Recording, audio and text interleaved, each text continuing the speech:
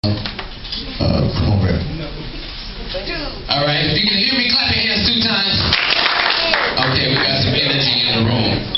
Now, this sister here, she definitely knows how to bring the wisdom to you, in the form of poetry. And, poets are the true artists that help to form and shape the mentality in our society. Okay? Just want y'all to understand just how powerful the pen can be. Now, a whole lot of the music and everything that you guys are all exposed to, there's no integrity in the poetry that's coming out and the lyrics that are in a lot of this music of today. Everybody just competing with themselves basically about what they got, what the other person don't got, how they're better than them, and hooking up with somebody's girlfriend and all that other kind of stuff. It's really hard to find good music to play for y'all. Because there's nothing on the poet's minds.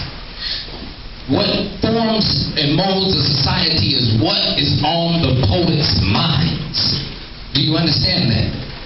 If you understand that, clap 1 time. The reason being is because with freedom they express through their expressions.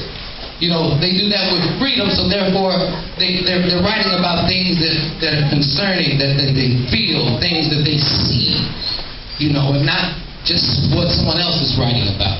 So without any further ado, I don't want to take up too much of your time, but I would like to introduce to some and present to others Sister Candace Liger.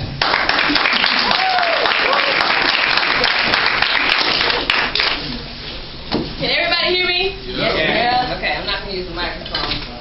The microphone to me is just another barrier in between me and you.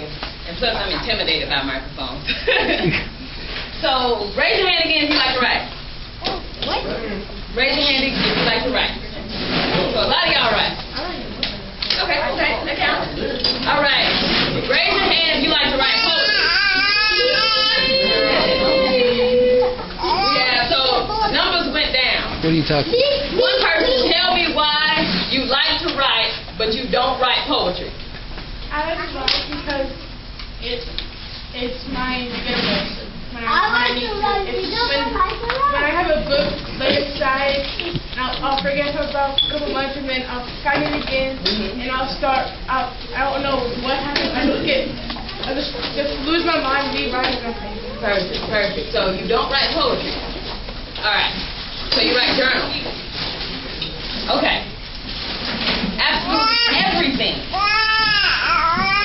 That's right, Savali. That's my dog. Absolutely everything that you write that comes from your own mind onto the paper is poetry. Whether you write a journal entry, whether you write a research paper for school, whether you write you're an aspiring rapper, whether you write about how the teacher just made you mad and you don't think you deserve that F. That's all poetry.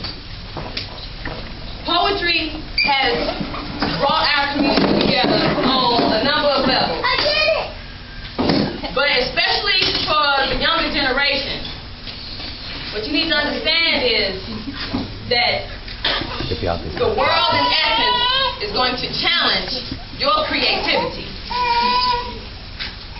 Give me a line from a poem that you know. No. Oh, you guys are talking about something. Oh. Do you read it? You don't read at all? That's what we're talking about. But everything that you read, everything that's on paper is poetry. So I'm only going to share one poem, and then I'm going to share a poem that I wrote out of frustration, listening to hip hop lyrics that say, street cheat, or boy and toy, or what is it, money and honey. Y'all know how it works. Okay.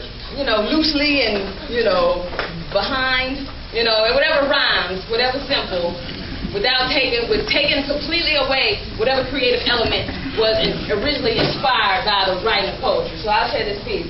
And it's actually called Hypocrisy. And, that's kind of debatable on what that means. Okay. Awesome. She said to be a poet had no power. Couldn't decipher this language if I made it and laid it before her each day like a sunny side up in May. You see, she's already made up her mind that rap was more supreme in its message than the next trend of clothes, cell phones, cars, and ringtones, sex, guns, drugs, full-blown seem to touch souls in ways that poetry could never reach.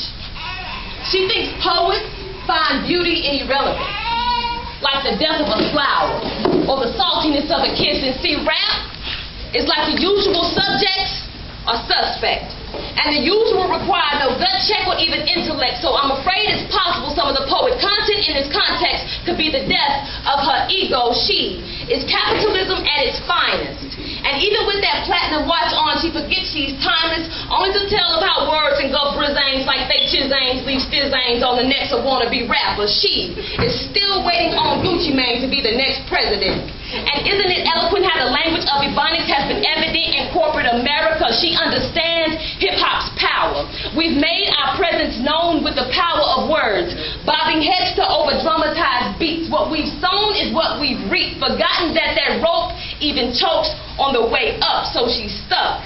Can't look back to what hip-hop used to be, she's stuck. No music that could truly define her identity, she's stuck. Like half-naked ladies dropping 10 stacks half deep. Fight the power became auction your booty. Our mentality has been tarnished in a false sense of unity. So we've abandoned the true message that we should teach. Can't preach to the choir if there is a not open. Harriet Tubman once spoken. Freed 1,000 slaves but couldn't convince them that they were once hopeless, and she doesn't know this. She is a rebel without a cause, just cause. Never believed in any type of revolution, just knew what it was. Rather feel comfortable in limbo than choose between heaven or just dead. Point is, she's scared. So, if I may speak, as a poet, a cappella, I could tell her that her butt behind, it don't really look all that good in them jeans. But that her spirit shines beautifully, and that her body in itself is the best revolutionary track. But the revolution was stitched in black threads, back to black, she said. I'd rather listen from the back of a Cadillac instead. Death of another mind by the hands of her own people. Telling her mesh on her legs is sexy, but like her, it's still see-through. So she turns on her favorite tune to move her way to unfruitful beats. Those chains pull like lynches on her hips, so she only hops when the song says to. Pulling chains on hips, she hops. She's the constant state of hip-hop. She could never write a poem of pain since her heart has been stained to worship lyrics. She feels are a little easier to obtain. She left poetry for hip-hop again, only to find that she has never, ever been more lonely. Okay, let's end that, y'all.